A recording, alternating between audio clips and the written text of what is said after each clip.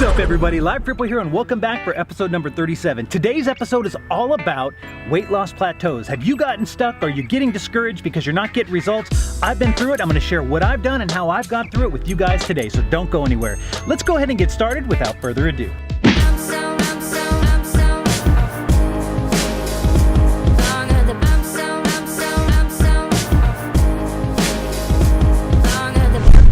Welcome back. So today we're talking about weight loss plateaus. Now this is something that I've personally dealt with so many times, and it is so frustrating. And in the past, even before I lost all the weight that I lost, it's actually something that could really throw me off track. So we're gonna get into it, but I think the first thing that we're gonna have to talk about is what exactly is a weight loss plateau? And if you don't know, let's take a look at that right now.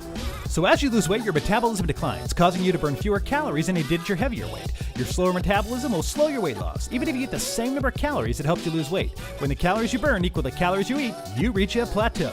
All right, guys, so when it comes to weight loss plateaus, the first thing is you have to know that you're gonna have one. It doesn't matter who you are, or how focused you are, or where you're at in your fitness journey, a weight loss plateau is a given. So making sure that you're ready for it and you anticipate it and have a contingency plan ready to go is gonna set you up for success.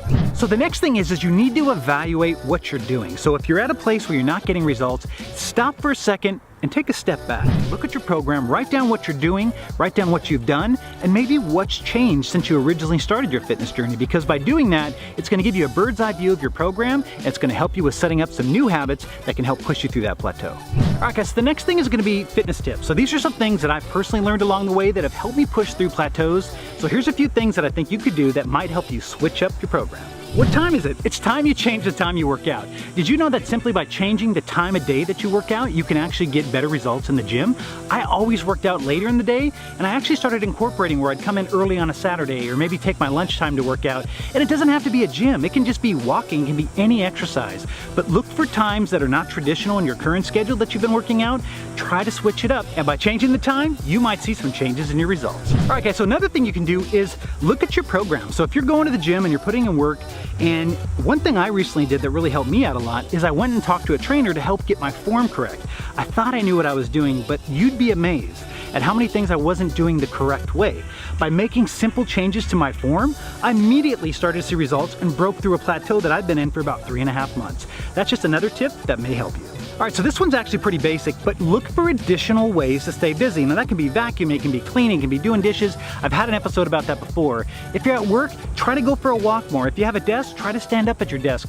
By just changing up what you're doing, and that's what I'm trying to get across to you, is you have to switch things up. If you're in a plateau, it's probably because you've been doing the same things for a long time. Your body needs a change, and that's how you're gonna get the results that you're looking for.